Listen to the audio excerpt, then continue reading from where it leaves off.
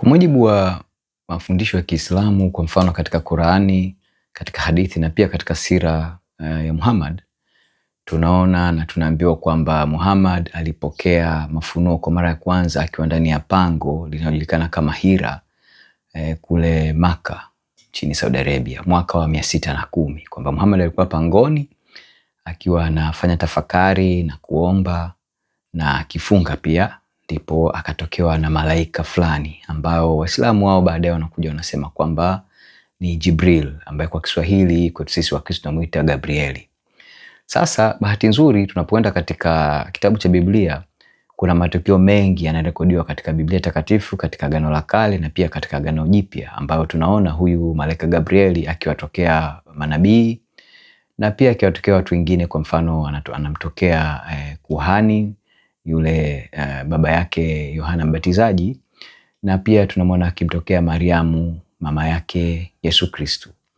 Kwa hiyo tunataka tuone, tunaposoma hadithi hii ya kutokewa kwa Muhammad na huyu anaitwa Jibril, kwamba wanadai ni malaika, je, tabia ya hichi kiumbe kinachomtokea Muhammad kinafanana na yule Gabrieli anayeonekana katika Biblia? Ndicho tunaenda kukifanya leo. Alafu tutafanya mlinganisho na tunaweza tukafikia hitimisho fulani, au tunasema conclusion. Ninakusomea hadithi kutoka Sahih Bukhari, hadithi namba 3, ambayo inapatikana katika kitabu cha kwanza cha mkusanyo wa hadithi za Bukhari, na katika kitabu hicho pia ni hadithi namba 3. Hadithi hii ni ndefu sana. Nitaifupisha, zingatia yale maeneo ambako tunasoma namna gani hichi kiumbe kinachomtokea Muhammad nini kinatokea. Na hadithi hii imesimuliwa na Aisha. Huyu ni aliyekuwa mke wa Muhammad, ambao Muhammad, nawakumbusha tu, Muhammad alimuoa binti akiwa na miaka 6 na akaingia kwake binti akiwa na miaka 9. Lakini hicho ni kisa kingine. Sasa Aisha anahadithia, anasema malaika alimjia huyu Muhammad akiwa ndani ya ile pango la Hira. Alimjia na kumwambia asome. Mtume akajibu, sijui kusoma. Mtume akaongeza, malaika akanikamata kwa nguvu na akanigandamiza sana kiasi sikuweza kuvumilia. Kisha akaniachia na kuniambia tena nisome. Nikajibu, sijui kusoma. Hapo akanikamata tena na kunikandamiza kwa mara ya pili mpaka sikuweza kuvumilia tena. Kisha akaniachia na kuniambia tena nisome. Nikajibu tena, sijui kusoma. Hapo akanikamata kwa mara ya 3 na akanikandamiza. Kisha akaniachia na akasema, soma kwa jina la Mola wako ambaye amekuumba mwanadamu kwa pande la damu.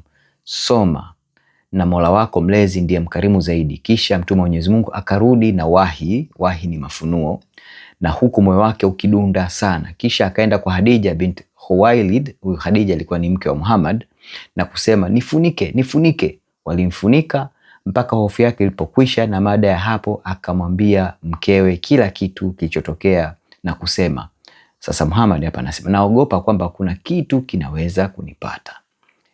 Naam, hiki ni kisa kwa ufupi tu cha mara ya kwanza huyu kiumbe anamtokea Muhammad, ambaye Waislamu wanamuita Jibril, tukio lake hilo.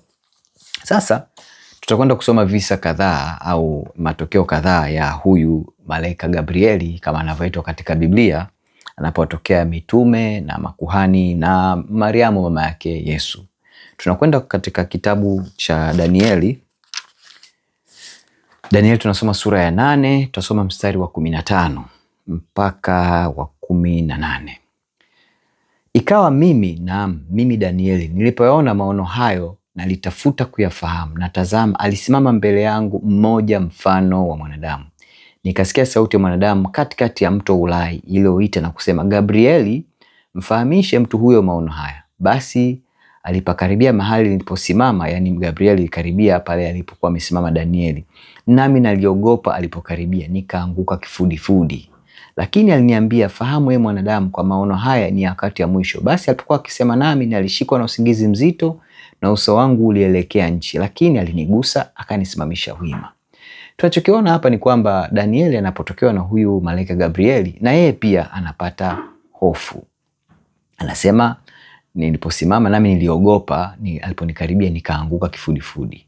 Lakini Gabrieli anachokifanya, anamgusa, anasema, lakini alinigusa akanisimamisha wima. Hatuoni Gabrieli huyu ambao Waislamu wanamuita Jibril akifanya tukio kama vile unavyoona Muhammad kwamba anambinya mpaka anashindwa, anakosa nguvu, anaumia. Hapa anasema alinigusa akanisimamisha wima. Gabrieli huyu anamtokea Danieli mara kadhaa. Tunaenda kusoma aya ya sura ya 9. Sura ya 9 kitabu hicho cha Danieli, safari tutasoma mstari wa 20 mpaka wa 23.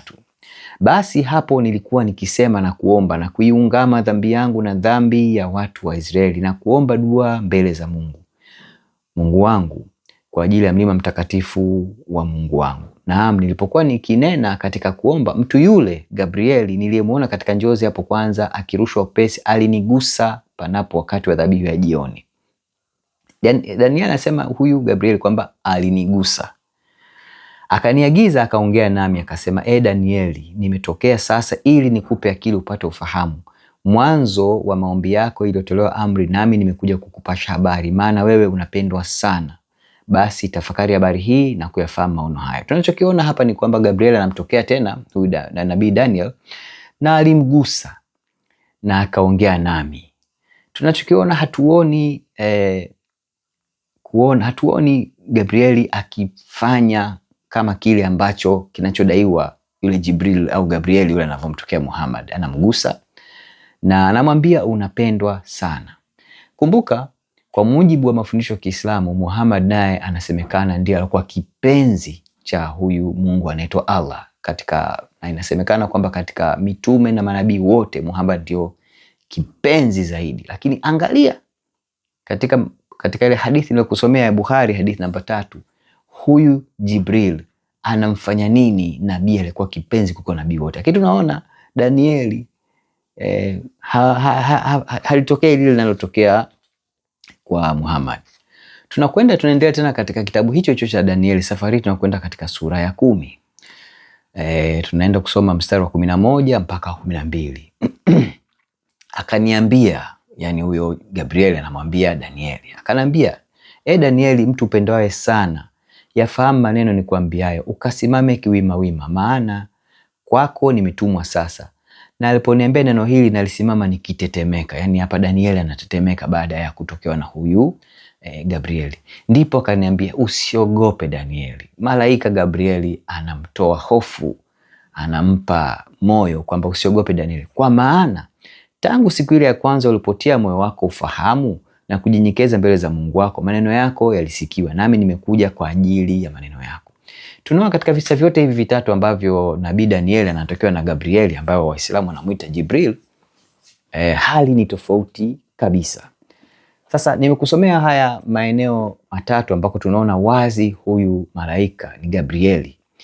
Lakini katika Agano la Kale kuna mifano mingi sana ya manabii kadhaa wakitokewa na malaika.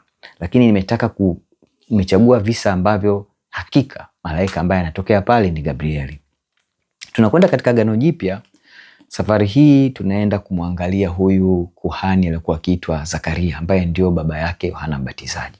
Tunasoma katika Injili ya Luka sura ya 1 mstari wa 8 mpaka wa 13. Basi ikawa alipokuwa akifanya kazi ya ukuhani katika taratibu ya zamu yake mbele za Mungu, na kama ilivyokuwa desturi ya ukuhani, kura ilimwangukia na kuingia katika hekalu la Bwana ili kufukiza uvumba. Na makutano yote ya watu walikuwa wakisali nje saa ya kufukiza uvumba. Labda kwa mtu asiyefahamu ni kwamba katika hekalu lile kuna vyumba viwili. Kuna sehemu wanaita patakatifu ambapo makuhani kadhaa walikuwa wanaingia kwa zamu kufukiza uvumba, wanaita makehuni ubani, kufukiza ubani kila siku. Sasa hii ilikuwa ni zamu ya Zakaria. Alafu kuna sehemu nyingine ndani inaitwa patakatifu papatakatifu.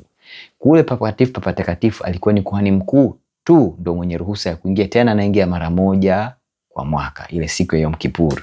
Lakini kwenye hii sehemu ya patakatifu makuhani walikuwa wanaingia kila siku, kwa mfano kufukiza uvumba au kubadilisha ile mikate ya uonyesho au kuwasha zile taa za chetezo kile chenye vinara, nafikiri vinara 7. Sasa tunaendelea. Akatokewa na malaika wa Bwana amesimama upande wa kuume wa madhabahu ya kufukizia. Zakaria alipomwona alifadhaika, hofu ilimwingia. Ni kweli kwamba malaika wanapowatokea wanadamu, hawa ni malaika watakatifu sana, wanakuja wakiwa pia na utukufu wa Mungu. Ni kawaida kwa wanadamu kupata hofu, na tunaona pia naye Zakaria anapata hofu, lakini yule malaika akamwambia, usiogope Zakaria, maana dua yako imesikiwa, na mkeo Elizabeti atakuzalia mtoto mwanamume na jina lake utamuita Yohana. Tunaishia hapa kuangalia namna gani huyu malaika Gabriel anapomtokea Zakaria, Zakaria anapata hofu, lakini anamtoa hofu, anamwambia usiogope. Na ukiendelea kusoma hichi kisa, huyu Zakaria anafanywa bubu na Gabrieli huyu, lakini anafanya bubu kwa sababu kwanza hakuamini ule ujumbe aliopewa na huyu Gabrieli, na hakufanywa bubu kwa kuumizwa. Unaposoma hichi kisa, kinaripotiwa katika Injili ya Luka, lakini pia hatuoni huyu Gabrieli akifanya tukio kama lile ambalo tunamuona Muhammad anafanyiwa katika ile pango la Hira kule Meka mwaka 610. Tunaenda katika hiyo Injili ya Luka. Safari hii tutakwenda bado katika hiyo sura hiyo ya kwanza, tunaenda kwenye mstari wa 26. Nafikiri tutasoma mpaka mstari wa 32. Mwezi wa 6, malaika Gabriel alitumwa na Mungu kwenda mpaka mji wa Galilaya, jina lake Nazareti, kwa mwanamwali bikira aliyekuwa ameposwa na mtu jina lake Yusufu wa mbari ya Daudi, na jina lake bikira huyo ni Maria. Akaingia nyumbani kwake, akasema, salamu uliopewa neema, Bwana yu pamoja nawe. Naye akafadhaika sana kwa ajili ya maneno yake, akawaza moyoni, salamu hii ni ya namna gani? Tunachokiona hapa, Maria yeye hakupata hofu, lakini alifadhaika kwa namna gani huyu Gabrieli anamsalimu kwa heshima kubwa. Malaika akamwambia, usiogope Mariamu. Unaona, tunamuona Gabrieli kama alivyofanya kwa Danieli, kama anavyosema kwa Zakaria, kitu kikubwa anawaambia wote hawa usiogope. Hapa anamwambia usiogope Mariamu, kwa maana umepata neema ya Mungu. Tazama, utachukua mimba na kuzaa mtoto mwanamume, na jina lake utamuita Yesu. Tumeona visa au matukio matano ya malaika Gabrieli akiwatokea watu kadhaa. Tunamuona akimtokea nabii Danieli, tunamuona akimtokea kuhani Zakaria, na tunamuona akimtokea Mariamu mama yake Yesu Kristo. Lakini kuna tofauti kubwa mno namna gani hapa hichi kiumbe kinachodaiwa ni Jibril kinapomtokea Muhammad pale kwenye pango la Hira.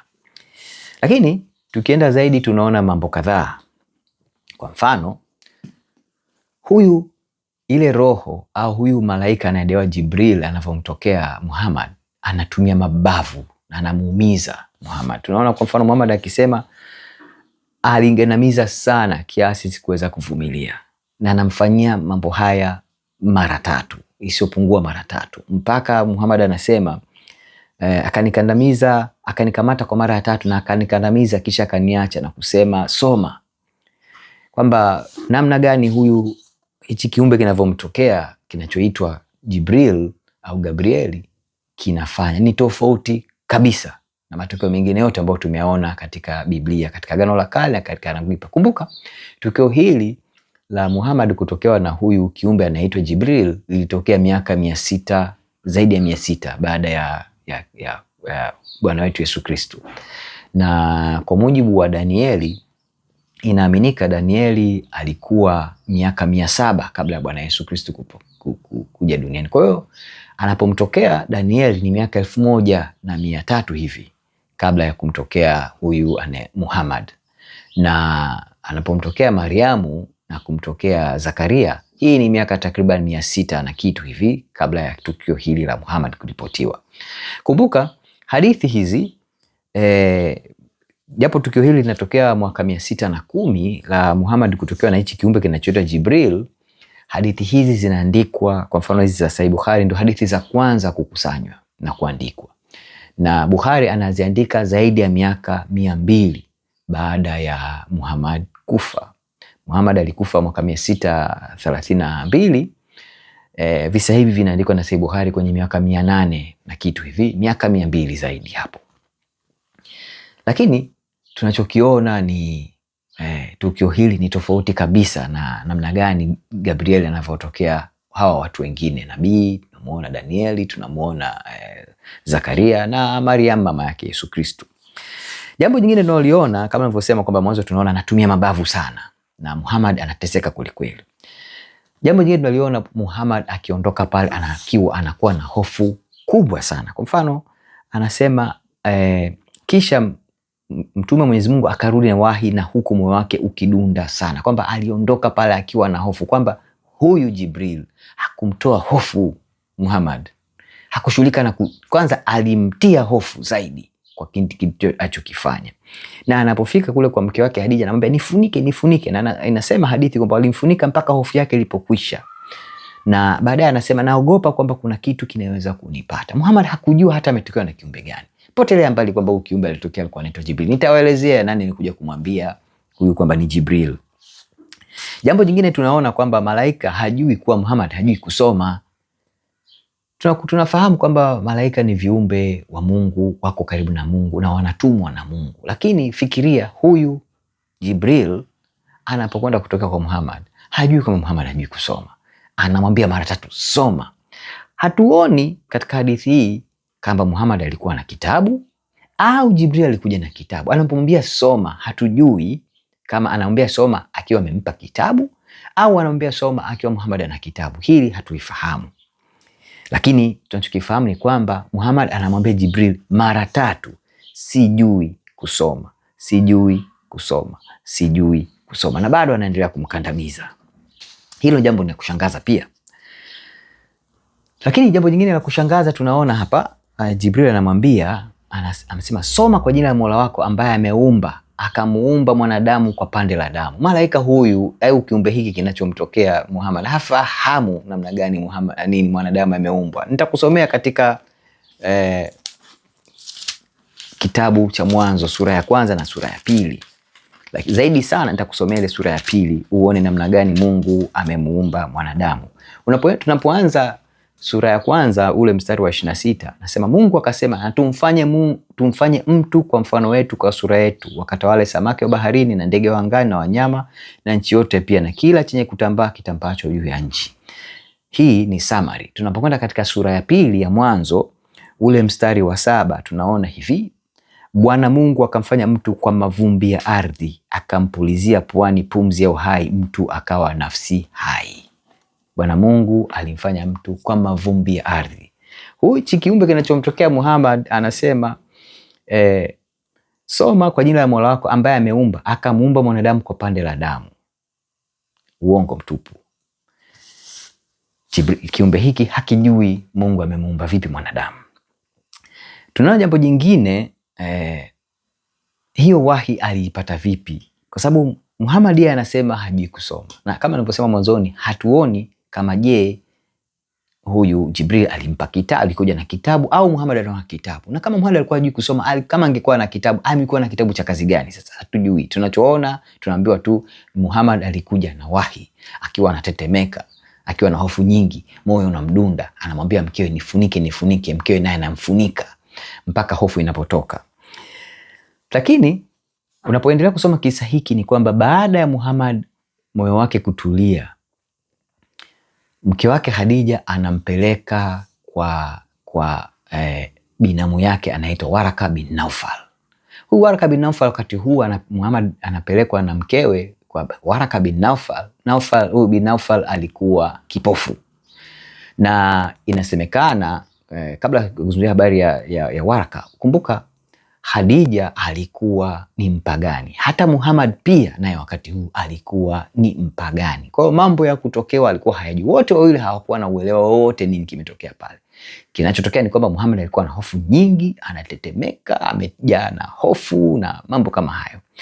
Hadija anamchukua Muhammad, anampeleka kwa binamu yake anaitwa Waraka bin Naufal ambaye alikuwa kipofu wakati huo. Na inasemekana huyu Waraka bin Naufal alikuwa Mkristo.